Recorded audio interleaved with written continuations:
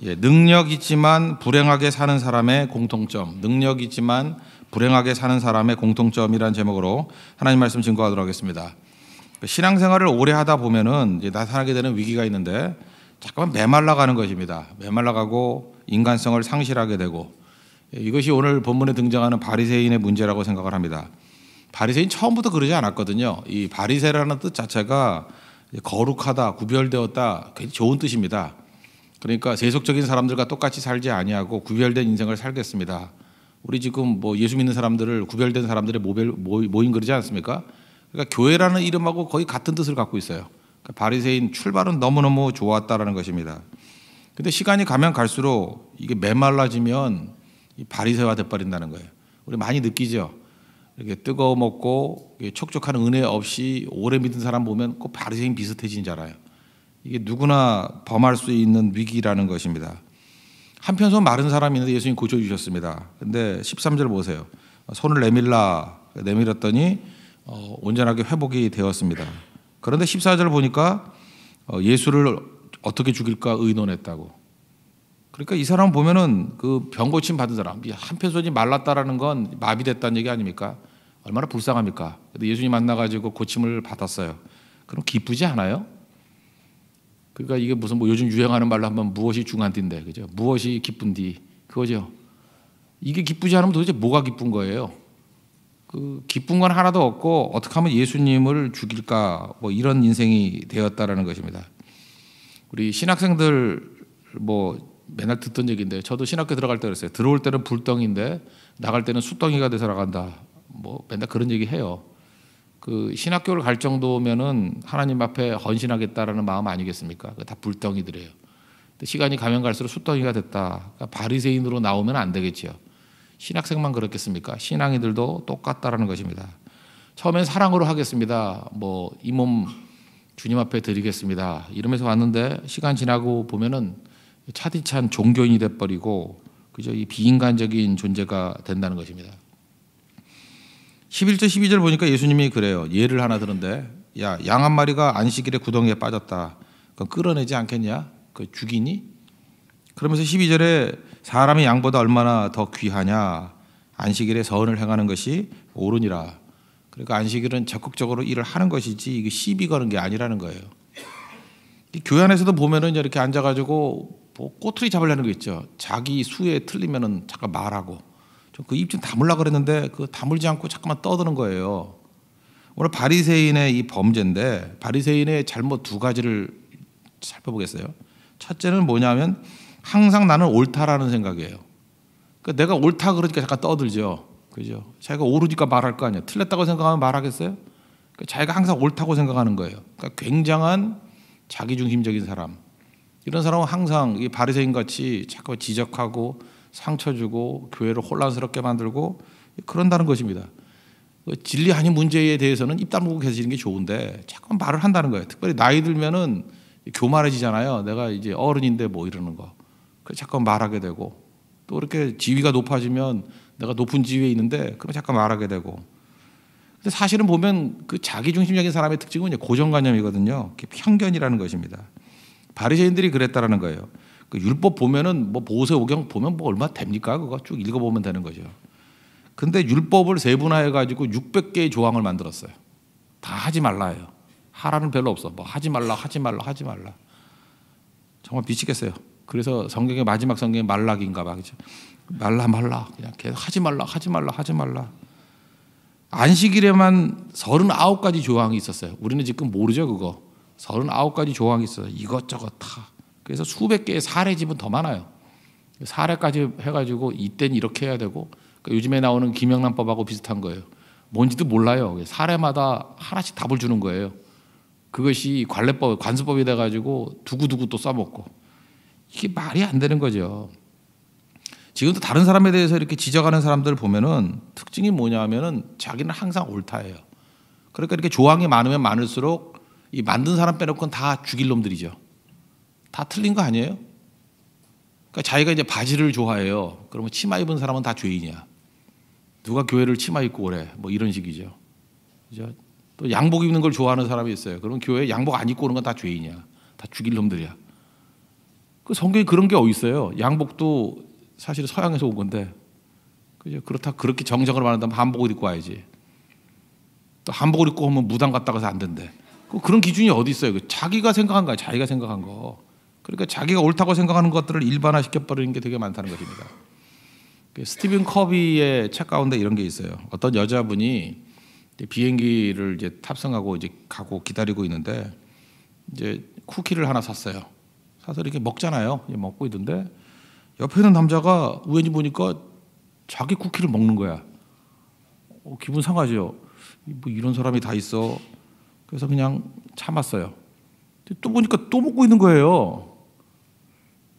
그러니까 잠깐만 이렇게 속이 불불 끓어오르는 거죠. 이게 왜 남의 쿠키를 허락도 안 받고 이렇게 먹나? 그래서 이제 막 도저히 못 참을 상황이 됐어요. 근데 그 둘이서 먹으니까 빨리빨리 없어지잖아요. 마지막 하나 남았어요.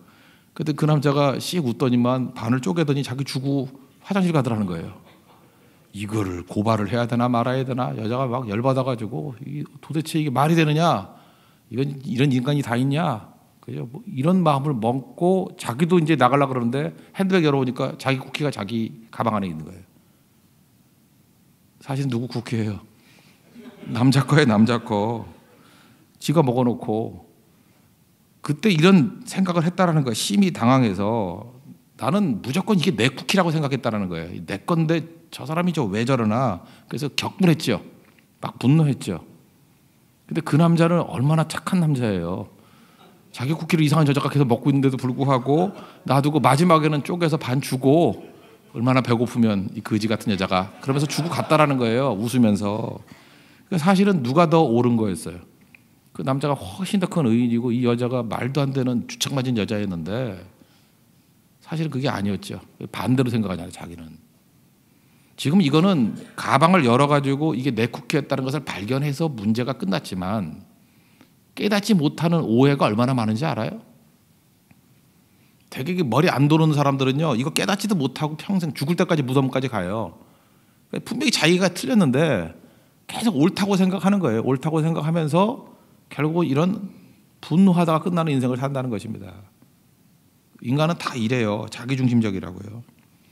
저 같은 이제 목사가 위험한 게 뭐냐면 목사는 이렇게 가르치는 거잖아요. 근데 가르치는 게 습관이 돼가지고 이거를 이제 목사병이라 그래요. 직업병에 걸려요. 직업병에 걸리는 게 뭐냐면 말씀과 뭐 이렇게 목회에 관한 거라 그러면 그래도 백보양보해서 이해할 수 있죠. 그게 전문성을 가지고 있으니까. 근데 전문성을 갖고 있지도 않은 것도 가르치려고 그러니 문제죠. 그렇지 않아요? 목사가 뭐 요리 강의를 한다. 이게 말이 안 되죠. 지가 무슨 그거예요? 전문성 있어요? 뭐 저 같은 사람이 무슨 뭐 운동을 강의한다. 제가 운동을 뭐 알아요? 운동 아는 사람 배가 왜 나와? 그죠? 그런 거죠. 근데 이게 뭐든지 다 가르치려고 그러는 거예요. 이유가 뭐예요? 내가 옳다라는 생각이 다 있는 거라고요. 그래서 언제나 이게 겸손할 줄 알아야 된다는 것입니다. 내가 뭘 잘 알아요? 내가 전문가가 아니잖아요. 그러니까 자기 맡겨진 부분에 있어서는 전문성을 발휘해야 되고 그렇지 않은 부분에 있어서는 겸손해야 된다는 것입니다. 우리의 많은 부분이 우리가 분노하는 이유는 교만함 때문에 그래요. 여러분 지금 많은 사람이 분노해 있지 않습니까? 우리 사회가 분노 지수가 높다. 부조리가 많아서 그것도 맞는 얘기지만 사회 전체적인 교만 지수가 높아서 그래요. 교만한 사회가 분노가 있어요. 교만하니까 다 분노하는 거예요. 지금 다 보세요. 전 국민이 다 나는 옳은 거 아니에요. 나름대로.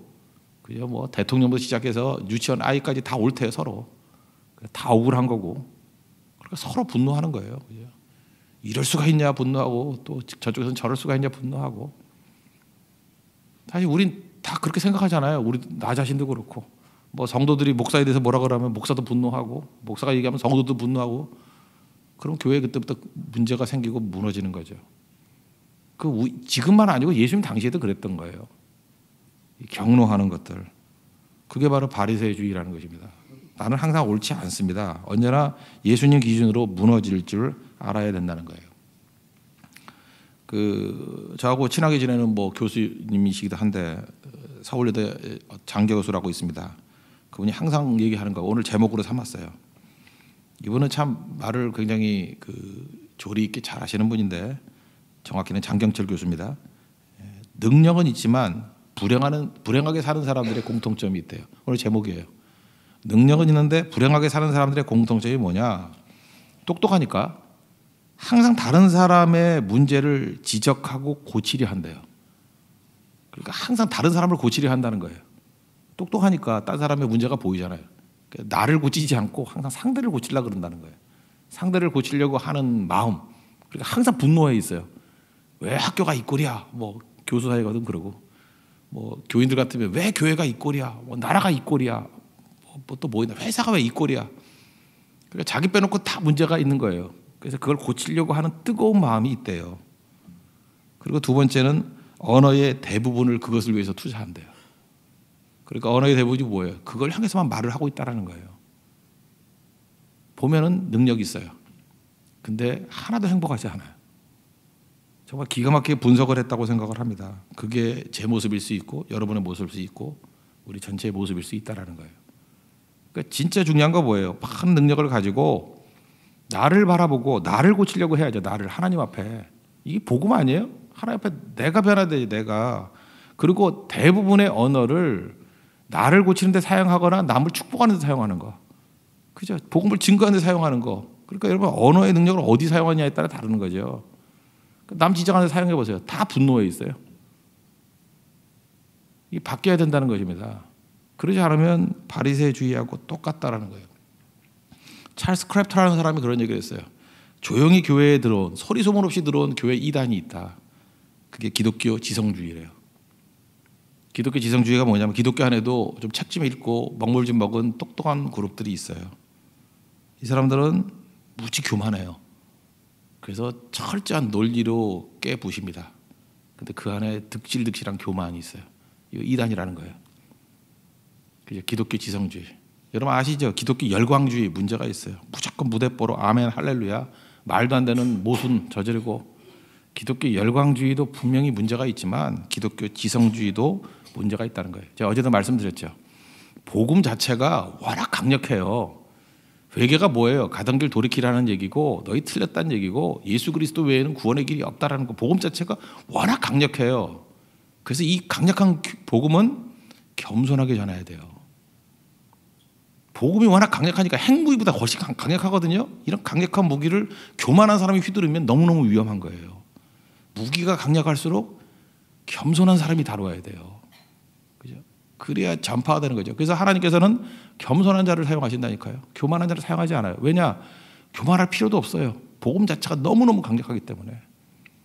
그래서 우리 성도들이 겸손한 가운데 자기 자신을 죽이는 가운데 복음을 증거하면 힘있게 전파가 됩니다. 복음이 일을 해요.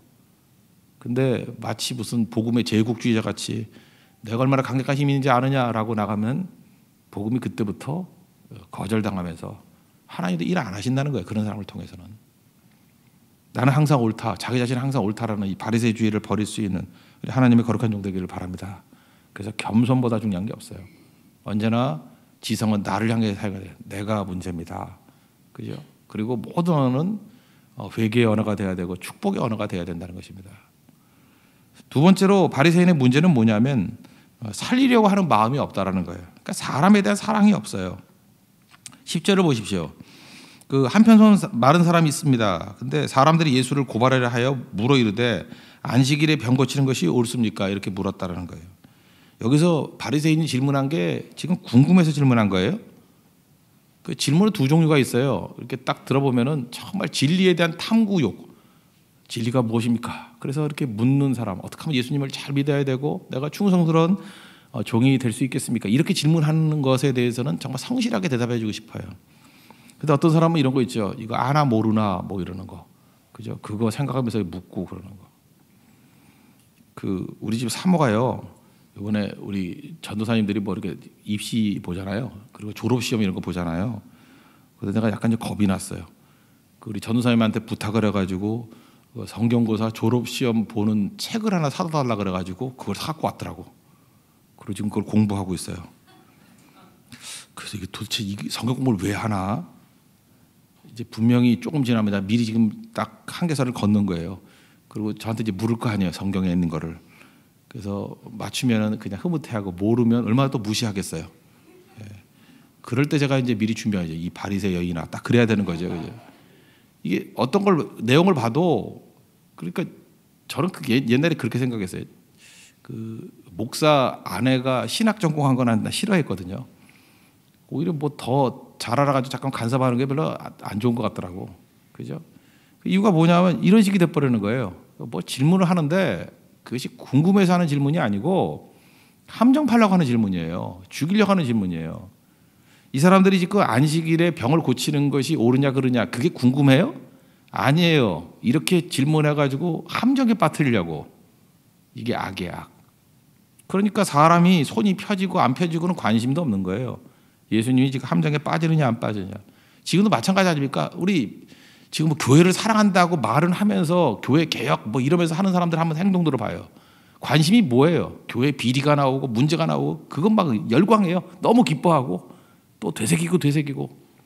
근데 진짜 성도들이 말씀을 떠난 성도가 말씀으로 돌아오고 성령을 떠난 사람들이 성령 충만해지고 교회가 부흥하고 사람이 변화되고 그런 거에 기쁨이 있어요? 관심도 없어요. 관심도. 그놈들이 바리새인이에요. 그게 우리라고요. 지금 엉뚱한 데 관심 가져요. 무엇이 기쁘냐? 근데 기쁨이 엉뚱한 데 가 있다니까요. 남이 넘어지는 게 기쁜 거예요. 손 마른 사람이 펴지는 게 기쁜 게 아니고 내가 공격해가지고 그 사람이 무너지는 게 기쁜 거예요. 뭐 이렇게 일하는 사람들 내가 뭐라 그랬더니 이게 무너지는 게 기쁜 거예요. 성교 못 가게 만드는 게 기쁘는 거예요. 내가 뭐까지 말했더니 그런 자격 없는 사람 성교 안 보내. 그래서 결국은 못 가면 기쁜 거예요. 드디어 한 건 했다 하고. 그게 바리새인이에요. 바리새인. 우리 다 그럴 수 있다는 것입니다. 힘 그렇게 쓰는 거 아니라는 거예요. 우리에게 능력이 많을 수도 있고 적을 수도 있고 그래요. 제가 보니까 그래요. 사람이 하나님께서 더 주신 것도 있고 덜 주신 것도 있고 그래요. 예를 들어서 뭐 목사에게 제일 중요한 건 설교 아닙니까? 전도사 때부터 이렇게 보면은 설교를 잘하는 분도 있어요. 뭐 하나님께서 은사를 주셔가지고 그러면 참 유리하죠. 근데 어떤 분은 설교 잘 못하시는 분도 있어요. 근데 정말 지금 사역도 잘하고 하는 분을 제가 알고 있거든요. 뭐 제 약간 후배쯤 되시는 분인데 이분은 자기도 알아요. 자기가 능력이 부족하다는 거. 근데 이분은 청소년 사역을 하셨는데 너무 아이들을 사랑하는 거예요.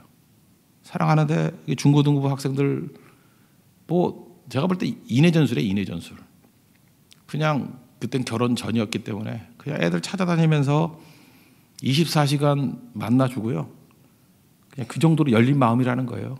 그리고 그냥 사랑을 쏟아붓는 거예요. 쏟아부으니까 여러분가 아시죠? 중고등부 때 그 티네이저들이 마음을 쉽게 엽니까? 열지 않잖아요. 근데 그 전도사님한테는 열더라고요. 그리고 똑똑하다는 사람한테 사람이 안 붙어요. 그런데 그렇게 사랑하니까 그죠? 이 쇳덩어리들이 지남철에 이 자석에 끌려오듯이 쭉쭉쭉 끌려와요. 막 쏟아 부으니까. 제가 제일 화가 나는 게 뭐냐 하면 교역자가 전화 꺼놓는 거예요. 그죠? 그거는 싹구지라 보면 거의 맞아요. 전화 꺼놓고 있는 거, 연락 안 받는 거. 저도 알아요. 그거 뭐가 편한 건지. 그냥 슬쩍 모르는 척 해버리고. 그거는 무조건 악한 자들이에요. 그건. 여러분들 그 자녀들이 있다 그러면 부모가 전화 꺼나요? 전화 꺼느냐고? 연락 안 받고 그러냐고? 지금도 문제가 되는 게 무슨 뭐 배가 침몰해 가고 있는데 뭐 연락 안 됐다 그거 아니에요? 똑같은 거 아니에요? 영을 책임지고 있는 사람들이 어떻게 연락을 끊고 있어? 항상 그 연락이 되게 만들어 놔야지. 그리고 진짜 준비되어 있는 게 뭐예요? 언제든지 전화 걸면 5초 안에 받을 줄 알 준비가 돼 있어야지. 사역자는 그런 거예요. 사역자는 언제든지 연락 오면 뛰어갈 준비돼 있어야 되고 그게 뭐 목사뿐만 아니라 우리 성도들도 영혼을 책임지는 사람은 그런 마음이 있어야 된다고요. 요한일서 4장에 보면요. 많은 사람이 두려워한대요.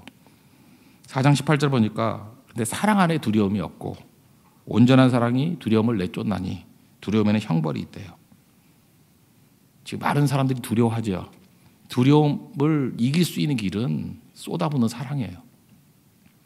내가 사랑받고 있구나. 나를 사랑하는 사람이 있구나. 사랑하는 예수님이 계시구나. 이 확신이 오면 두려움은 존재하지 않습니다. 양떼가 두려워하고 있다고요? 이건 문제가 있는 거예요. 제가 얼마 전에 뉴스 하나 보니까 키우는 개 있죠, 개. 그 애완견. 마트 간다고 잠깐이라도 바깥에 묶어두면 안 된다 그러더라고. 이유가 뭐냐면 걔가 무지하게 스트레스를 받는데요. 주인이 나를 버렸구나. 그리고 초조하고. 개가 그렇대요. 그래서 순한 개도 누가 와가지고 이렇게 귀엽다 이렇게 하면 물어버린대요. 그 와가지고 주인하고 싸움 벌어진대요. 얘는 평생 물지 않는 개예요. 물론 안 물었지. 주인하고 있을 때는 주인한테 물면 미친 개지 그게. 근데 주인이 없고 이제 정서적으로 막 불안해 있는 거예요. 그러니까 누가 예쁘다 할 때 그걸 공격으로 착각을 하는 거죠. 그러니까 날카로워지는 거죠. 그래서 애완견은 잠시라도 혼자 두면 안 된다. 나는 그게 애완견으로 보이지 않고 우리 성도들로 보이더라고요. 제 자신으로 보이더라고요. 똑같은 사람도요, 아무리 온순한 사람도요, 상황이 안 좋아지면 두려움에 빠져요. 근데 두려움을 이길 수 있는 길은 뭐예요? 내가 사랑받고 있다라는 확신이에요. 그때 정서적인 안정이고 평안이 오는 거라고. 바리새인 들어가면요, 안정이 안 와요. 여러분 그렇죠? 어떤 사람 딱 오면 긴장되는 사람 있죠. 아, 저 무슨 꼬투리 잡으려 저래. 어디 가면 항상 뭐 문제 제기하는 사람 있잖아요. 뭐 말 많고. 그 바리새인이라니까요. 그 사람 오면 다 두려워해요, 사람들이. 저 사람 맞네. 그리고 밥도 잘 안 넘어가고. 그런 인생으로 살면 안 된다는 것입니다. 사랑의 사람이 돼야 돼요. 능력 좀 부족하면 어때요? 사랑 쏟아 부으면 두려움이 다 사라져 버린다니까요. 그리고 요한전서 4장 12절 그 앞쪽에 보면 이런 말씀이 나와요. 하나님을 본 사람이 없잖아요. 그런데 만약 우리가 서로 사랑하면 하나님이 우리 안에 거하시고 그의 사랑이 우리 안에 온전히 이루어짐을 사람들이 안대요. 참 묘한 게 뭐냐면 믿지 않는 사람들이 하나님을 모르잖아요. 못 보잖아요. 그런데 성도들이 사랑하는 모습을 보면서 거기서 얼핏 뭘 보냐면 하나님이 보인다는 거예요. 이 성경의 표현이에요. 믿지 않는 사람도 성도의 사랑하는 모습을 통해서 아, 저 속에 하나님이 계시는구나. 하나님을 알려주는 방법이 뭐냐면 우리 입술을 통해서 하나님 살아계시다가 아니라 내가 사랑할 때 그 모습을 통해서 하나님이 느껴진다는 게 사람들이. 그게 성도의 삶입니다. 바리새인은 왜 무능해요? 하나님을 느끼지 못하고 하나님을 보여줄 수 없는 인생이기 때문에 그래요. 아무것도 아닙니다. 헛똑똑이죠. 지는 똑똑하다 그러는데 아무것도 아니라는 거예요. 우리 바리새인의 이 모습에서 벗어나야 될 것입니다. 살리는 사람 되십시오. 그리고 무능해도 괜찮습니다. 그죠? 능력 없어도 괜찮아요. 쏟아붓는 사랑만이 사람을 살릴 수 있고 두려움에서 이길 수 있습니다. 그게 능력이라는 거예요. 그리고 나 자신은 옳지 않습니다. 내 쿠키라고 열받지 말아요. 가방 안에 자기 거 있어요. 지금 엉뚱한 짓 하면서 혼자 흥분하고 펄펄 뛰지 말고 되게 펄펄 뛰는 사람들 딴 사람한테 한번 물어봐요. 네가 더 문제야. 그런 사람이 더 많다고요. 내가 옳지 않습니다. 주님의 뜻을 받아들이는 거예요. 그리고 겸손함보다 더 중요한 능력은 없다는 것입니다. 겸손 이슈를 잘 섬길 수 있는 우리 하나님의 거룩한 백성 되기를 축원합니다. 모두 자리에 일어나겠습니다. 401장 찬송하고 우리 기도하도록 하겠습니다.